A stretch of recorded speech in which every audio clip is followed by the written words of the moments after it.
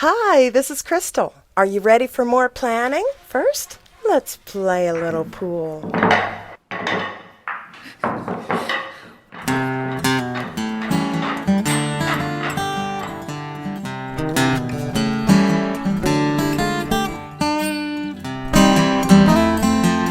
I like to stroll in slow. I like to come on cool.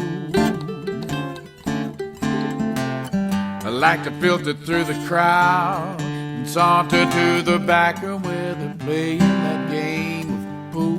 Sipping For more great tutorials, visit our sponsor, everythingaccess.com. We learned that the first step in planning a database is to prepare. Visualize. See what you will keep track of. What is it? What does it look like? Organize. Follow naming guidelines. The time you spend up front creating a solid structure with logic will save you endless headaches down the road. A discussion about naming would not be complete without mentioning standard guidelines. We have mainly discussed tables because that is where you need to start. Access has tables, queries, forms, reports, macros, and modules. As we get further in our lessons, we will be covering each in detail. For now, realize they exist and there are conventions for naming them. The same guidelines that apply to field names are also applicable to table names. Aside from the common sense guidelines I have been giving you, Lisinski and Reddick created a convention which is widely used. They suggest descriptive tags at the beginning of all object names such as tables and queries. If an object is a table, it will start with TBL. In my databases, anything without a prefix is a table. I don't preface tables with TBL because it's more to type and mentally skip. The Lisinski-Reddick convention uses QRY to denote a query. I use Q underscore. Lisinski-Reddick uses FRM to specify a form. I use F underscore. Lisinski-Reddick uses RPT for reports. I use R underscore.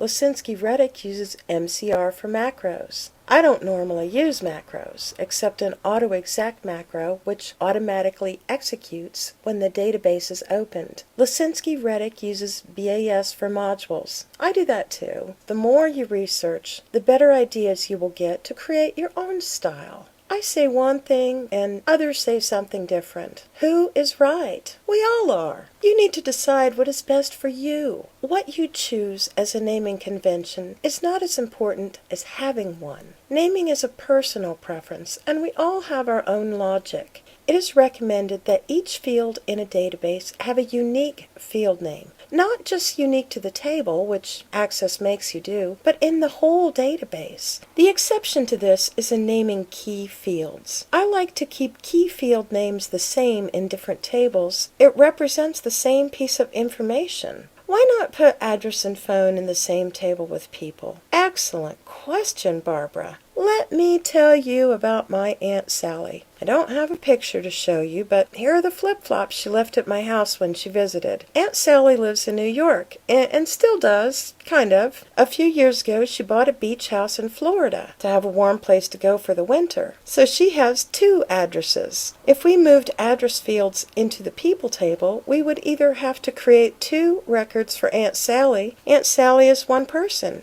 She should have 1 record in the people table. Another option is to create 2 sets of address fields. While this might seem to solve the problem, it creates another one. If we want to print an address list, we would have a bunch of empty fields. And we would have to look in 2 places for the address. And I would need 3 address sets to accommodate my nephew. This is called a repeating group, and it's against the rules of normalization. Using numbers and field names often indicates that the data is not structured correctly. Repeating groups make it harder to report data.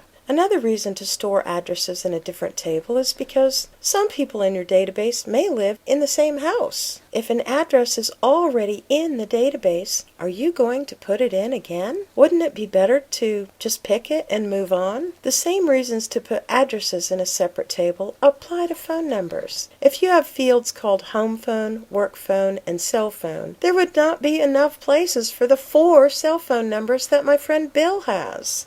The people table is the heart of this database. Let's think very carefully how we are going to set it up. We touched on storing humans and companies together. They're together in the phone book, and that works well. You can look up a human by their last name and look up a company by the company name. So let's create a field called Name Main. Now humans have a lot more names than companies. They can also have a first name, middle name, salutation, suffix, nickname. There are a couple things humans have that companies don't: gender and date of birth. Remember we said that if the data in a field is short, to use a short field name, our salutation field will be short, something like Mr. or Ms. So we will shorten the field name to salute. For now, we will refer to these as human fields. Humans and companies both have a category and notes. Every table should have a way to uniquely identify each record. A primary key is a unique field or combination of fields in a table. Access has a data type called AutoNumber, which is a unique long integer generated by Access. This is, for the most part, what we will use for the primary key. In the Categories table, Cat ID is the primary key. In the People table, Cat ID is a foreign key. So what is Cat ID in the People table? That's right, it's a foreign key. And if we have Cat ID, then we do not need the category field. There are two types of key field schemes. Natural keys